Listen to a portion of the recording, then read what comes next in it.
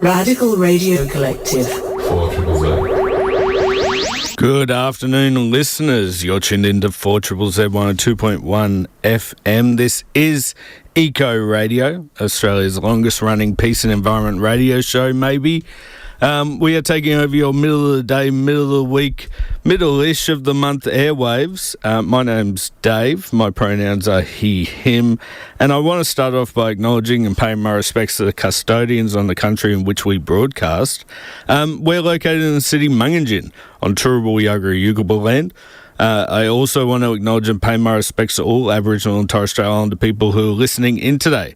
Our radio waves reach Cubby Cubby and Yinambara country in the north, Waka Waka country in the west.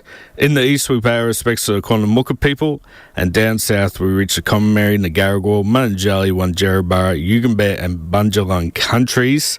Thank you to No Idea for all the great ideas, and thank you for letting me know that it's Global Recycling Day. I actually forgot about this, so I didn't put my earth in the recycling bin this morning. Bugger, I'll have to wait till next year. But today on the show, we have got a packed lineup of interviews. We are going to be talking about the new hate speech laws, specifically the ones against anti-war protests, hopefully without getting arrested. We have an interview with Subhi Awad from the Northern Rivers Friends of Palestine Action Group, and Bonnie.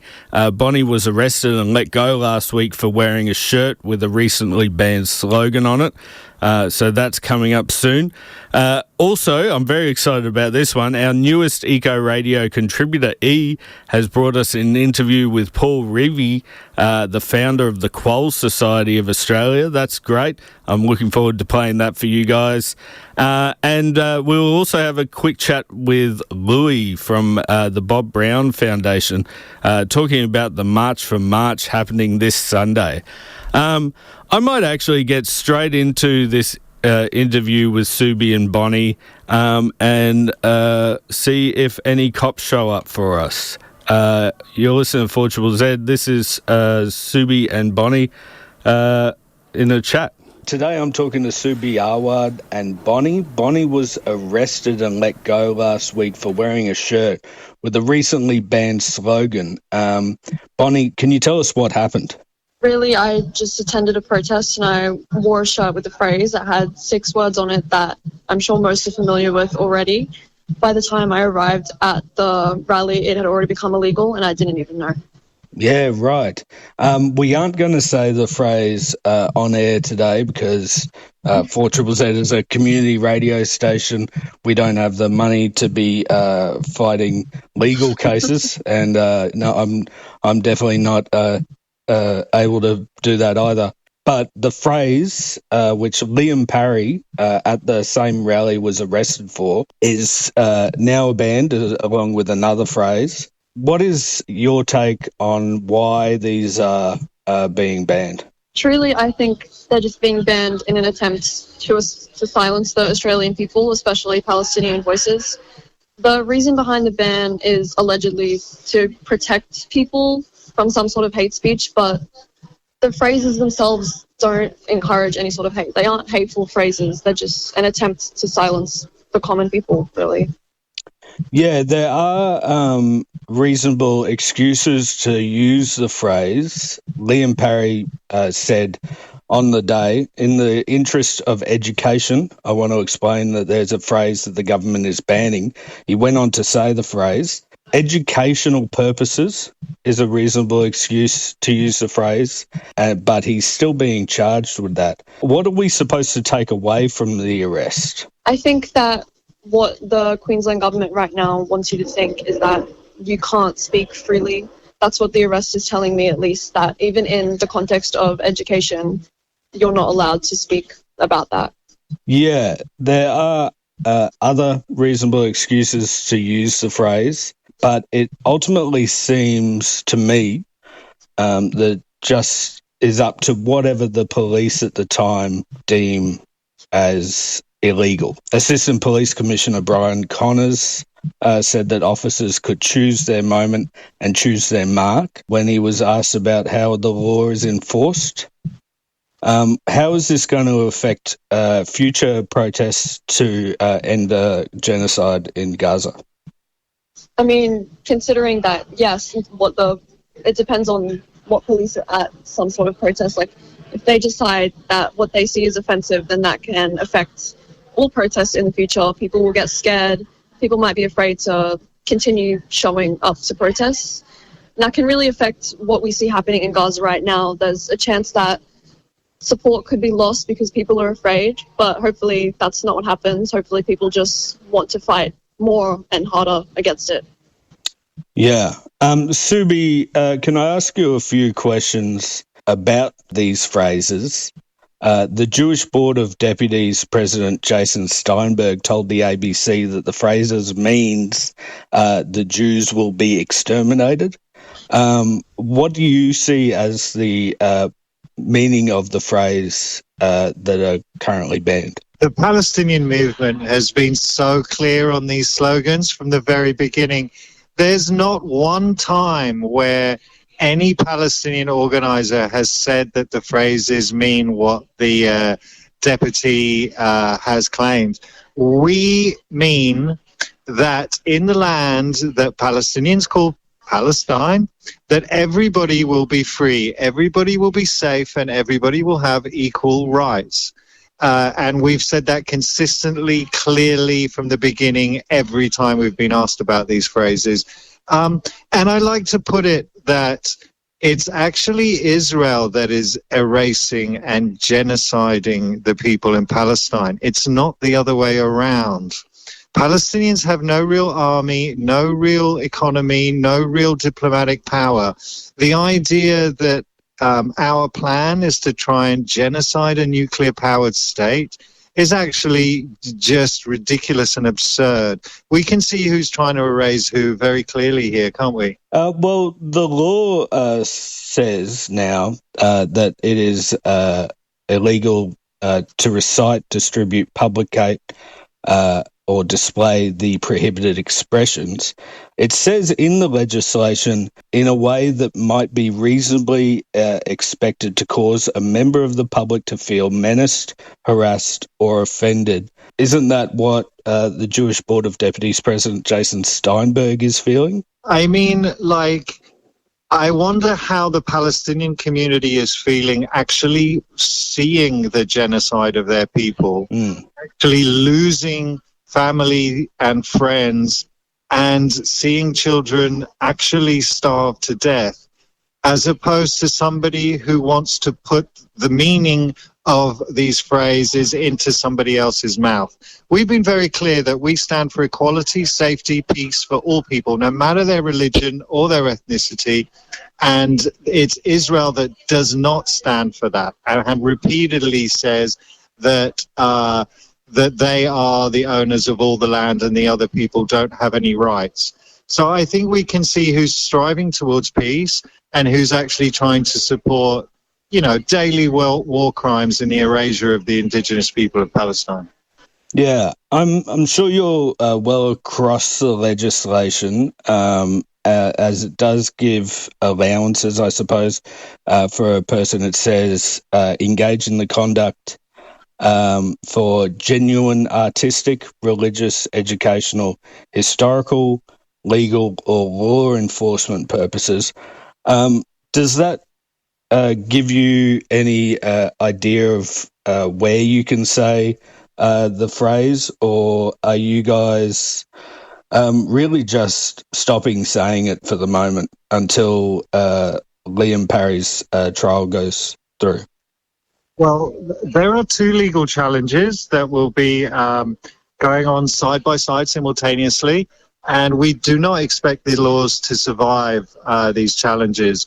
But in the meantime, the Palestinian movement in Brisbane-Magandran has planned a week of action starting on the 18th of April, which will challenge these laws in a wide range of ways, from street theatre and community dinners all the way to more defiant actions.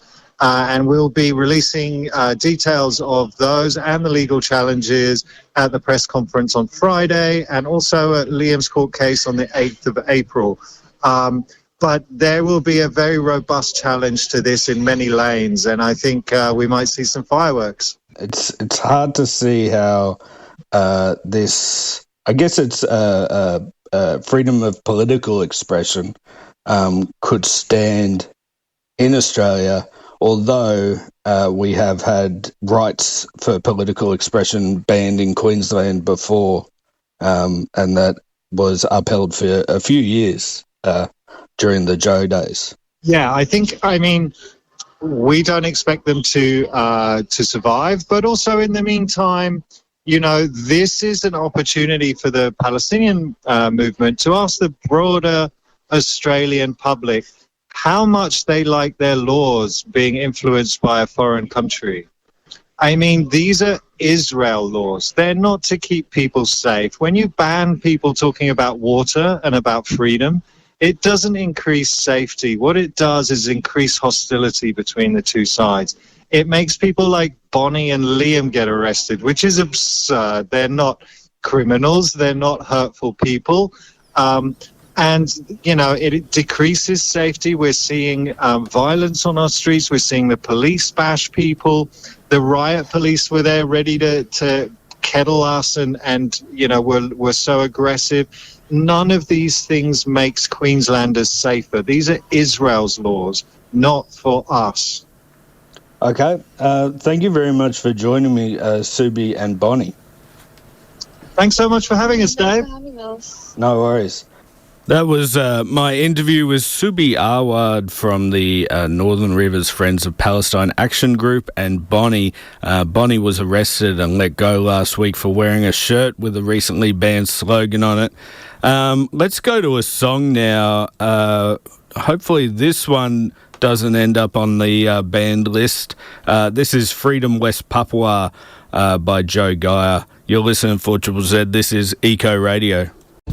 Paradigm Shift's podcast is available online and via your favourite podcasting app, challenging the assumptions of our current society to investigate alternative ways of living for a world based on justice, solidarity and sustainability. Tune in to the Paradigm Shift podcast. Just search The Paradigm Shift for Triple Z.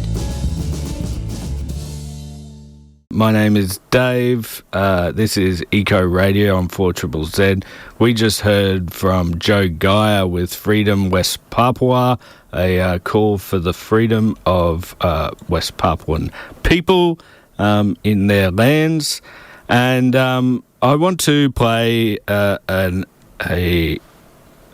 conversation that our newest Eco Radio contributor E has brought us. This is an interview with Paul Reevy, the founder of the Quolls Society of Australia. And I just want to preface this by saying this is a fantastic interview, and I'm sure Paul's enthusiasm is going to be so contagious that everyone listening today is just going to go outside and start becoming a Quoll warrior. This is E's interview with Paul Reevy from the Quolls Society of Australia. You're listening for Triple Z. This is Eco Radio. Hello listeners, I am E and this is Eco Radio. Today we're going to be chatting about quolls, joined by Paul Reevy, who is an ecologist, zoologist and conservationist, and also founder of the Quolls Society. Thank you for joining us on Eco Radio, Paul. It's amazing to be here. Where did your journey with quolls start? When I was about 8 or 9 years old, we went to a place called Main Range National Park, and we were sitting there having a picnic, and this weird sort of cat-sized spotty thing just came out of the bush, and it jumped up onto the picnic table and started stealing sausages, and no one knew what it was, and I had to go back home and look in the World Book Encyclopedia, you know, the 26 hardbound volumes, and it took a fair while, but I finally worked out this thing was a spotted-tailed quoll, and I guess I've been obsessed ever since. And when I became an ecologist and zoologist, I always wanted to work with quolls, so I'm one of those people who really is living their dream. How did you turn that passion into starting your organisation? Nearly 10 years ago now, Actually, I was right into mapping. So I did some mapping of all the quoll records in southern Queensland where we're based. And when I sort of looked at them by date, I realised there'd been a lot of records up till about 90 onwards. It had just dropped right off and there was very, very few quolls being seen. And I thought someone needs to do something about this. You know, you hear of so many of our species that just sort of fade into local extinction. And yeah, I didn't want that to happen to these guys because they're such a magnificent animal. So I started looking into ways I could help them. And yeah, I was lucky enough to found a little incorporated association, get a couple of government grants, and that really started the ball rolling, and away we went from there. And when you say we, is this talking about your wonderful volunteers? Yeah, absolutely. We've got an amazing team, most of them sort of early to mid-career ecologists and environmental scientists, but we've got, you know, people who've done a lot of bush regeneration. We've got a mural painter who's come on board as our treasurer. She's fantastic.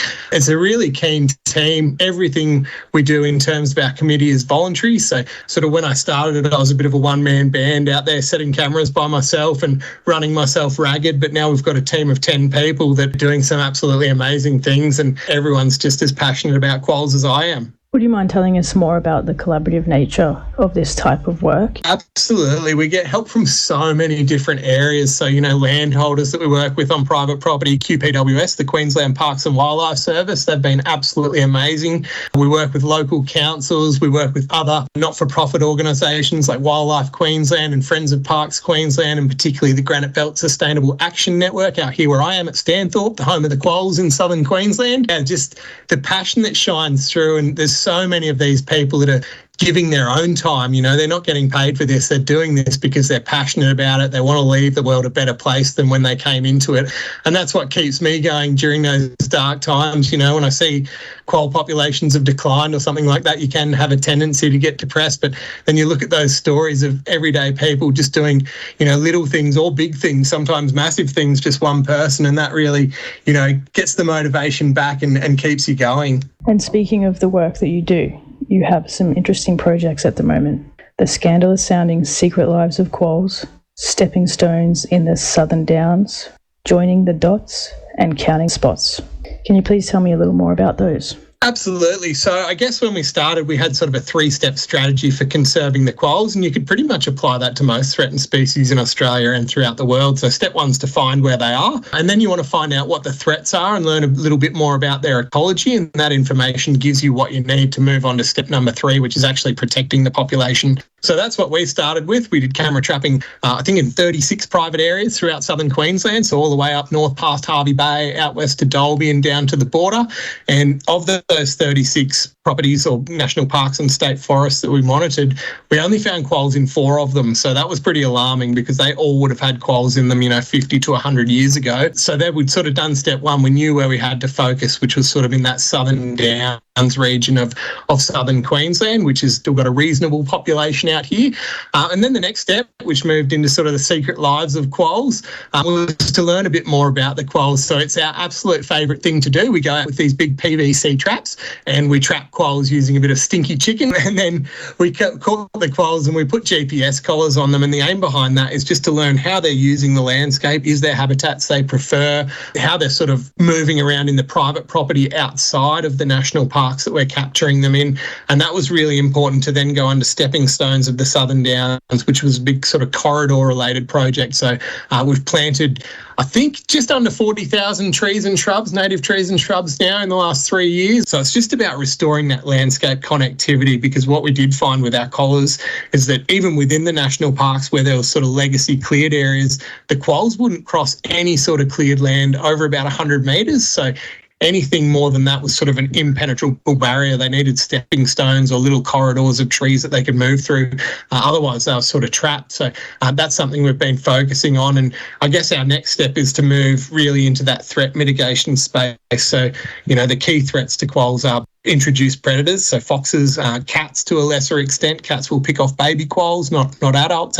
adults are really tough and nasty. And then looking at another emerging threat, which is mange, sarcoptic mange, similar to what you get in wombat. And that's one of the things we're working on in 2026 is trying to find how that's spreading. You know, quolls are a very solitary animal. They're a nocturnal hunter. They really only come together in the breeding season in the colder months when a male will seek out females within his home range. Other than that, they'd never come across one another. So we're radio tracking in the next couple of months to have a look at whether they're sharing dens quite frequently. You know, from 2022 when we started live trapping to last year, the mange incidence in the population and its severity had got quite a bit worse. How can the public support this work? This year in particular, we're looking to introduce a lot of people to quolls. It's a really unique opportunity to come out, live trap with us. Hopefully we'll get to meet a stinky quoll. We don't catch them every single morning, but we do catch, quite a few over a 10-night trapping session. And that's, something you really won't get to experience anywhere else is getting up close and personal with a quoll. But we're always looking, when we do our planting projects, looking for people who want to come put trees in the ground and looking for volunteers for all sorts of other things. And of course, like all small organisations, we're always looking for money. If you do have a little bit spare and you want to help our work and help the quolls, you can jump on our website and donate or become a financial member. Every single cent goes straight back into our field work and our actual quoll work rather than our admin. So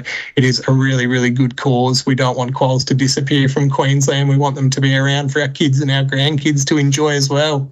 Now, knock on wood, but if quolls do become extinct, what will likely be the impact?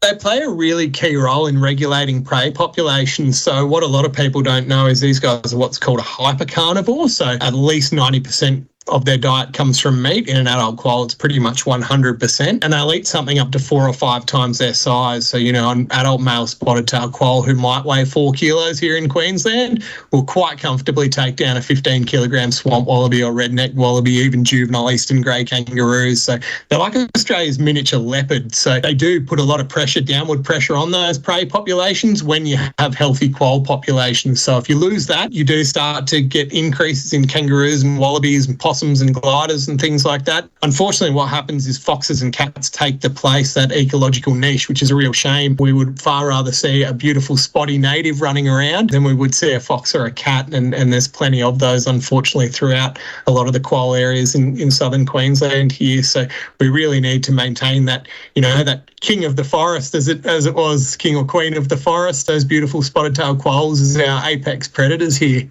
Thank you for joining us on Eco Radio, Paul. I was just wondering if you had a final message. Absolutely. They're a beautiful umbrella species. So we talk about umbrella species as species that when you protect them, you're protecting the whole landscapes. And quolls have one of the largest home ranges around. So a male quoll might roam over 4,000 or 5,000 hectares, which is an absolutely huge amount of kilometres to put on those little legs of theirs. And if we protect them, we're protecting huge chunks of forest. And that's exactly what all our other native wildlife needs. So please come help the Quoll Society. Join our quolt, we call it. You'll never get out once you come in. And help us save our little spotty friends. I don't know about you, but I'm joining the Quolt. That was Paul Reevy from the Quoll Society. Go to their website or follow them on Facebook and Instagram to find out more. Nice to meet you all. I'm E, and this was Eco Radio.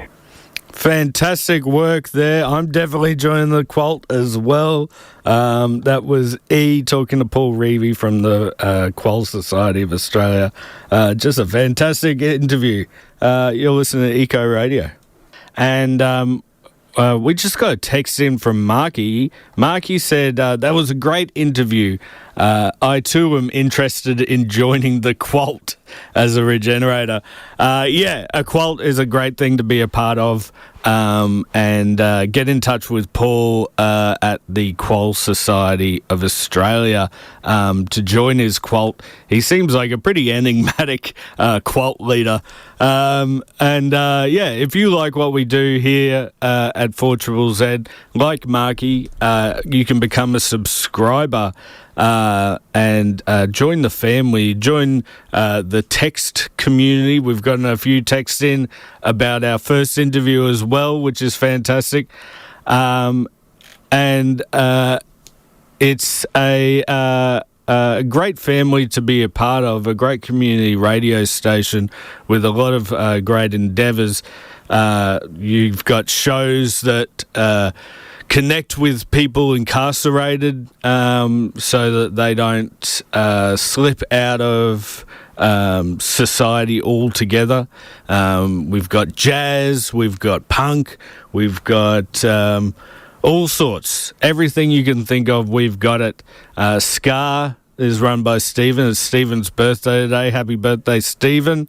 And it's just a great family to be a part of as a subscriber. We rely on subscriber funds to keep this radio station going, and you can become a subscriber for as little as $40 is for a concession, $25 for an under 18 or a pet.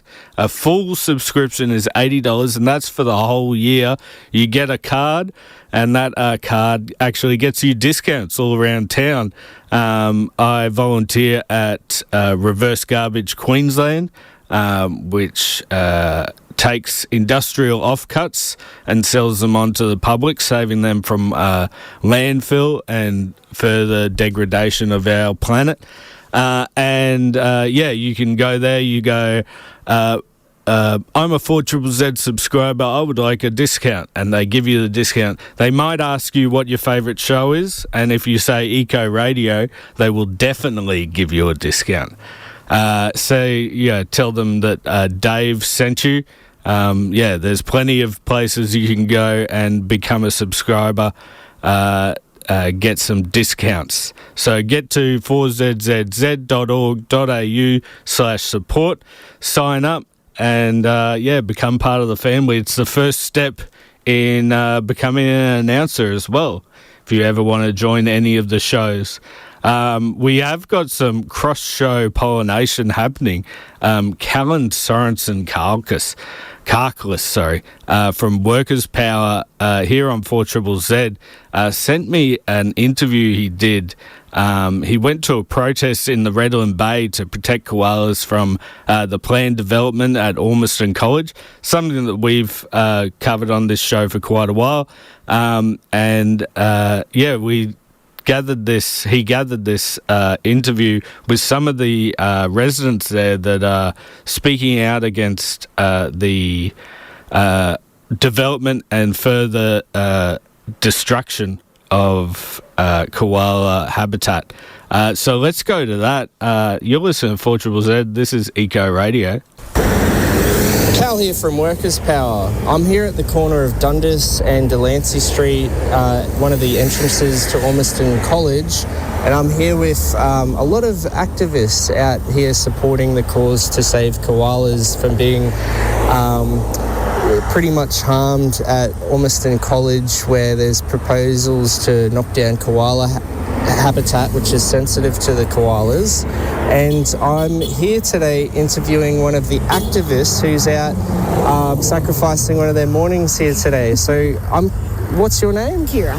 Kira? And why are you here today? Why are you out here supporting the cause? Well, basically, the Ormiston College wanted to destroy over 650 trees. Yep. And we have proof already, and with photos and in the local area, that there is koalas here, like literally today, but right behind us is one of the junior boys. And I just want to make sure that they're safe, because right now they're not safe, and it's a really difficult topic, but if you go on Facebook and have a look, you'll see everything about it. Yeah, cool. And you guys have been out campaigning for the last 2 weeks on this issue, and you're getting a lot of support today. I've noticed there's like 3 dozen people out campaigning, so yeah, no, good on yous. Oh, it's awesome. Like, the support is amazing. Yeah, cool.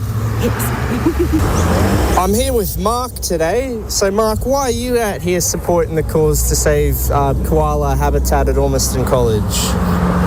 Well, the people we're here with today, we can see a koala right now across the road there, even though the school denies that koalas live here. In fact, the school said that we've been releasing koalas, which was a total fabrication on their part.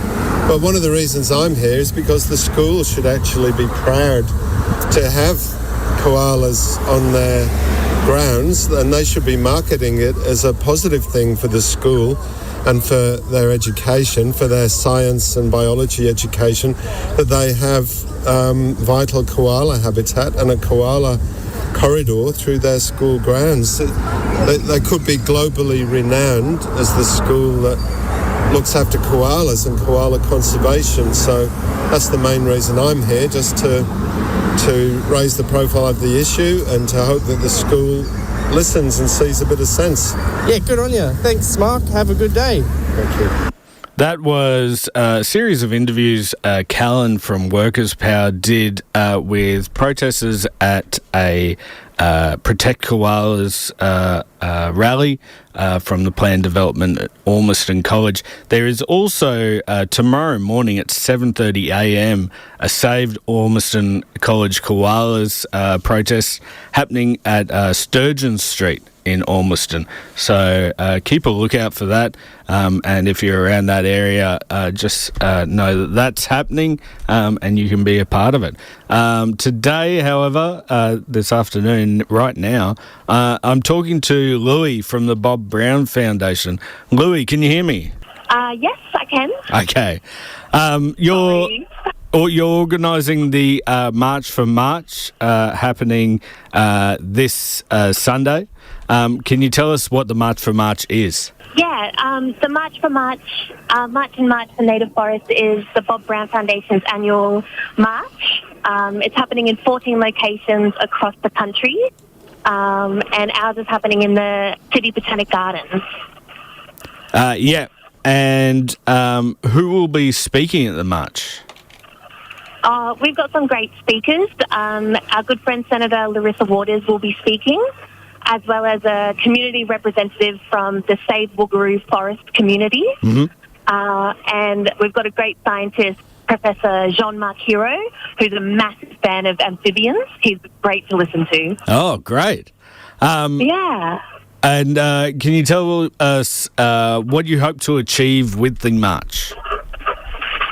So our ultimate goal is to end native forest logging across the continent, something that New Zealand has done in the late 90s to early 2000s. They're our heroes with this. And yeah, we just want to get our native forests back on the political agenda, but not in a extractive way, in a more protective way. Yeah. And what campaigns currently are you focused on? So we are still really focused on the Takina rainforest in the northwest of Lutruwita, Tasmania. We've recently had a really positive step in that the mining giant MMG has applied for a permit to use an alternative site to dump their toxic waste. So yeah, that's a big win for us, and we're really enjoying that. Yeah, that's fantastic. I understand the rainforests in Lutruwita, Tasmania have been just decimated by native forest logging. Yeah, it's been pretty destructive, and there's currently actions occurring in the Central Highlands of Lutruwita, as well as just outside of Lismore in Cherry Tree National Park. Right. Yeah, it's all happening. Okay. All right. So can you tell us one more time about the March in March, please? Yeah, so for Meanjin's Brisbane's March is this Sunday, starting at 10 a.m. at the City Botanic Gardens. Okay, fantastic. Thank you so much, Louis, for joining me. Thank you so much. Bye. Bye. That was just a short one today, just to let everyone know that March in March is happening and why we need it. You're on 4ZZZ. This is Eco Radio. My name is Dave, and we've come to the end of the show. We've had a packed show. We've talked to Subhi Awad from Northern Rivers Friends of Palestine Action Group, and Bonnie, who was arrested last week for wearing a shirt with a recently banned slogan on it. We talked about those hate speech laws. We listened to a fantastic interview done by our newest Eco Radio contributor, E. They did an interview with Paul Reevy from who is the founder of the Quolls Society of Australia, and he is the current Quolls leader of the Quolls, which is a very interesting, funny idea. We also had a quick chat there with Louis from the Bob Brown Foundation about the March in March. And I also played a few interviews that Callen from Workers Powered here on 4ZZZ did about protecting koalas from a planned development at Ormiston College. That brings us up to date with everything we've done on the show. There's only one thing left. I think you all know what it is. It's a thing I like to call the Bushcare Roundup. It goes a little something like this. It's a Bushcare Roundup. They've been pulling out weeds and then they put in trees. It's the Bushcare Roundup. So the Bushcare Roundup is a collation of environmental and peace activities that you can get involved in this week. And kicking everything off tomorrow is the Save Ormiston College Koalas rally. That's happening at 7:30 tomorrow morning on Thursday. That's going to be at Sturgeon Street in Ormiston. The following day at 6:45, you can go to our Checking Nightly Neighbours Moths at Bowman Park in Barton. That actually, I think, is cancelled because the local footy club will have the lights blaring, the stadium, the field lights on. So I think that might be postponed, but if you like to check out Moths, definitely be aware of that one coming up again. On Saturday the 21st at 9 a.m, you could go to the Woodward Place Park tree planting. That's run by the Pullen Catchments group. Yeah, you can go there at 29 Summerland Place in Pullenvale and plant some trees. At 2 o'clock, you can go to the Arnwood Place Bushcare Working Bee. That's Arnwood Place in Annerley. At 4 o'clock, you can go to the No Olympics on Stolen Land rally or gathering. That's at Ibis Island in Victoria Park. And that's always a good event to get around to, become familiar with the park again. It was planned to be really the lungs of Brisbane City and a gathering place, but they seem to have scrapped those plans and have decided to make it a big stadium that will go to a AFL for-profit group, I guess. It won't be public at all. And then on Sunday, you can go at 8 a.m. to the Royal Parade Bushcare Speed Weeding Session. That's Royal Parade in Ashgrove. I love the idea of speed weeding. You're just plucking at the ground and trying to do everything as quickly as possible. A real workout for all those workout people out there. At 8 o'clock as well, you can go to the Ricky Bailey Park Bushcare Working Bee. That's 55 Avalon Street in Oxley. Then at 10 o'clock, you can go to the Bob Brown Foundation March in March. We talked about it earlier. It's meeting at 147 Alice Street in Brisbane City. It's going to have plenty of people there to talk to you as well. And at 2:30 to 4:30, you can do a Come and Try Bushcare. That's run by the Garden of Eden project. That's happening in Crib Park in North Ipswich. And that's all we've got for you. It's been fantastic to sit here and be able to communicate all of these things that are happening in our area, things that are terrifying, things that are disheartening, but also things that are invigorating. Hearing E's interview with Paul Reevy about Quolls was fantastic. Hearing that there's people out there that are standing up for koalas is fantastic. So yeah, I thank you very much for having me in your ear holes. Radical Radio Collective. 4ZZZ.